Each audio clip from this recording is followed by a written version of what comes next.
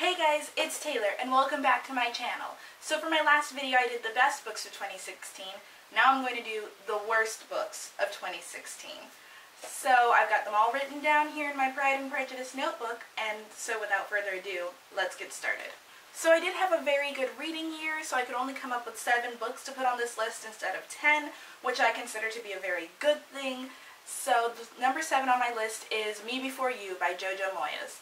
And this book probably wouldn't even rank as best or worst, just kind of in the middle as meh, if I hadn't seen the movie, which I think the movie very much improves upon the book. The book is just kind of slow and dull and boring, and the characters aren't likable, and I just kind of want to slap them all because, God, they're just so annoying. And, I mean, both the book and movie have their problematic elements to them, and I'm not going to lie or shove that away. But I think the movie is much more competent. I believe Jojo Moyes wrote the screenplay. Someone correct me if I'm wrong. But she seems much more competent as a screenwriter, and it helps a lot that there were good actors playing these kind of unlikable characters, because the film might have been unbearable if Emilia Clarke and Sam Claflin hadn't stepped in to save the day. Number 6, we've got Hamlet by William Shakespeare. I don't have the book, but I have this little Shakespeare action figure, and it's just gonna have to be good enough, my friends. But yeah, it's not that it's bad per se. I actually think there are some good elements to it, and I did see a production of Hamlet, but when you look at the text as a whole, it's just a lot of people talking. And I know Shakespeare is famous for his 5-act structure, and in some cases it does work. I think the 5-act structure works in Macbeth to, it benefits it. And I feel kind of the same with Romeo and Juliet. Maybe it's because the plots are all kind of confined and fast-paced, and Hamlet should be, but the fact that I'm not a huge fan of Hamlet as a character, or, anyone really, and there's not enough time given, I feel, personally, to the relationships between these characters. I mean, Ophelia, I think, has one conversation with Hamlet before she decides to up and off herself. And of course there are events in between these, or other events in between these two, her conversation with Hamlet and her suicide, but none of them really seem to be building to anything, if I'm making any sense whatsoever. But it's only on this list because everyone hyped it up as Shakespeare's greatest play for me, and I was very disappointed. In my opinion, Macbeth still wins as Shakespeare's greatest and most compelling play. Coming in at number 5, we have Voyage in the Dark by Jean Rhys. Again, I don't have a copy of this book with me because I rented it from the library back in London. I had to read this book for one of my classes, and it's about a woman whose name I can't even remember, with a personality I wish I could forget. Basically, she unfortunately has to she gets entangled with these terrible relationships, becomes a prostitute, has an abortion, and almost dies from her operation because it wasn't done by a trusted doctor. And these events are very sad and awful, and I'm sorry if it ever happens to anyone. It's just that this character is the worst. God, I can't even remember her name, and I'm happy. But basically, she makes every single wrong decision anyone could ever make, no matter how obvious it is. She's mean to people who want to help her or who are kind to her. She's just irrational, doesn't think things through, and after a while I start to wonder if she really wants to be miserable, because she just rejects help or is mean to people who help her. The writing style is beautiful. Jean Rhys is obviously a very talented author. But the characters, and if you know me, characters are such a big deal. If the characters aren't good, chances are I won't even like the book. So yeah, writing good, characters bad. So it ended up on my list. Coming in at number 4 is The Strange Case of Dr. Jekyll and Mr. Hyde. Once again, I do not have the book with me, so just imagine I have the book floating here or here. Or maybe here. But anyway. So if you don't know what this is about, which I'm sure you do because everyone knows Dr. Jekyll and Mr. Hyde, it's about a scientist who creates a potion or whatever that kind of releases his, inner monster or takes away his inhibitions and stuff. And basically it's just this angry rage monster. I had to read it again for my research seminar, and it was disappointing. I had such high hopes about this story. I had heard good things about it. It's so popular in popular culture, and I do get why. The themes presented in this book about a monster within all of us that without, you know, the fears of society or, you know, backlash or jail could easily come out. You have stories that explain this all in detail, from The Walking Dead to, I don't know, The Walking Dead, to basically The Walking Dead. Any sort of apocalyptic story, you're going to see these themes of what happens when the fear of society is no more.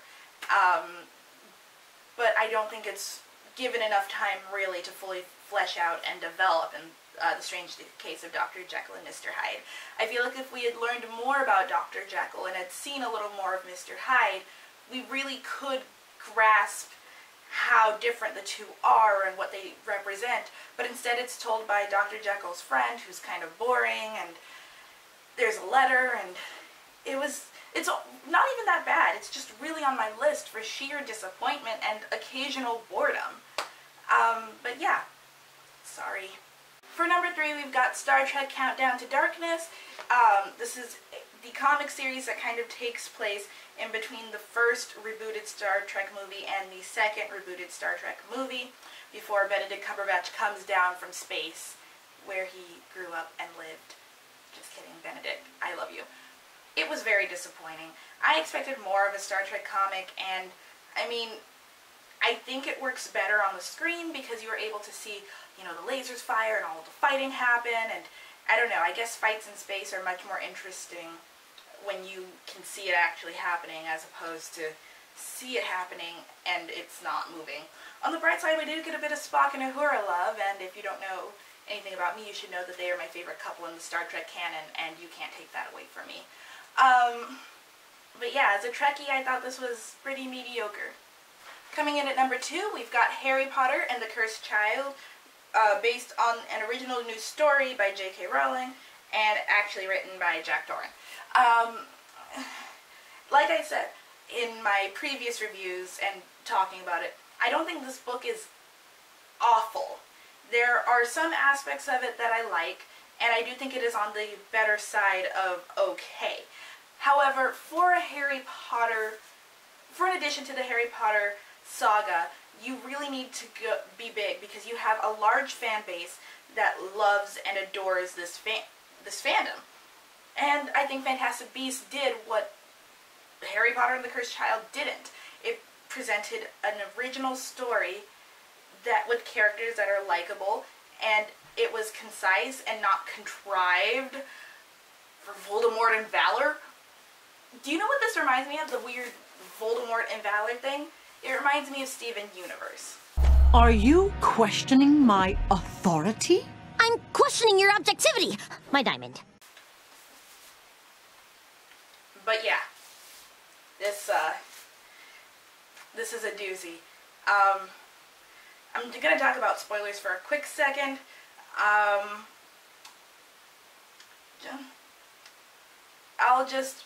When I put the book down, spoilers are done. Why do Voldemort and Bellatrix have a love child? Why? That is the weirdest, most contrived thing ever. Like, I get that Bellatrix was into him, I guess she likes snakes, but Voldemort never showed any interest in her at all, besides the fact that she was his most loyal follower. Additionally, if Cedric Diggory hadn't won the Triwizard Cup, he would have become a Death Eater. Now, maybe this is because I am a proud Hufflepuff who will defend all 4 Hufflepuffs that are in the Harry Potter universe. But for a person who values fair play and loyalty and hard work, and who, in both the book and film, we see he, it presents these values and lives by the values of Hufflepuff House, why because he lost a competition, why would he turn into the wizard equivalent of a Nazi? That is my question. Why would he turn into a Death Eater? I don't get it. The point, and then this book, it doesn't work. Good parts, Hermione and Ron are married. I like that. Hermione's black in a stage play. I like that. Hermione's Minister of Magic. I like that. Hermione Granger Weasley. Good point. Albus Severus being sorted into Slytherin. Good job. I like that. I like that idea. Scorpius Malfoy being the most perfect being to grace, well, this play. I really enjoy it. Albus and Scorpius's friendship, perfect. For Voldemort and Valor, though, it's the worst. Yeah, like I said, it's okay, on the better side of okay, because it's still Harry Potter. It has that advantage, at least. But it's not what I wanted. And finally, the worst book of 2016, the book that drove me to an utmost rage, the book that made me want to run my eyes through a shredder, is Sirius Suite by A.L. Kennedy. And I've said this before. I had the wonderful, amazing opportunity to interview A.L. Kennedy, which was great because she is a very prolific author, and she was very friendly, very kind, and very receptive to my questions. However, this book is over 500 pages of people talking and thinking, and what they have to think is not interesting, and the way they think is pretentious and annoying and repetitive, and the way people speak is also pretentious and annoying and repetitive. And I get what the author is trying to do. I really do. She's trying to mimic human speech and human thought. But just because something is realistic, that does not mean that it is good to put in a story. Just because something functions as it does in the real world, that doesn't mean it in and of itself makes for a good story or a good element. For example, take The Office. The story is set in one of the most mundane places you can ever imagine. A corporate, not even a corporate office, just an office that sells paper, and that's all they do. And it's boring, and it has the opportunity to be a very boring show because of its setting.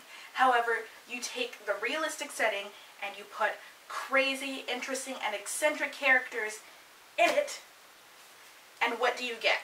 You get a very interesting and funny show for a couple seasons. But you do get an interesting and funny show. But with this book, you take an interesting setting, London, and then you put boring characters into it. And how they interact with London is not interesting. How they interact with other more interesting characters is not interesting. Why do people like them? I don't like them. I don't know if anyone likes them. It's a love story. Great job. I love romance. These characters are boring and they shouldn't be together. They need professional help. That is what they need.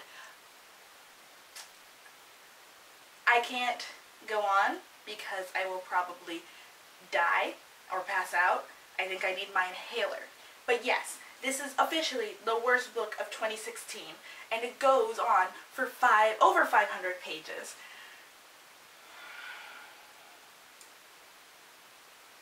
But as I said, it was a great opportunity, and I'm happy I got the chance to interview an author. But I never need to read this book again. I don't even want to hold it anymore. I'm taking it away from you guys. And those were the worst books of 2016. As you can see, I went from being okay to just kind of descending into this rage monster. But at least you got to see what books I didn't like this year. And like I said, some of them were okay, more disappointing than anything. And it was a very good reading month. I wanted to have 10 worst books, and I could only come up with 7, which I think is very, very amazing, because I had a great year on the more optimistic side. But yeah, I hope you enjoyed this video. Please leave a comment below and feel free to like and subscribe. You can also reach me on my social media, which I will post down below in the description box. Thank you so much again for watching, guys, and I'll see you all in my next video later. Bye.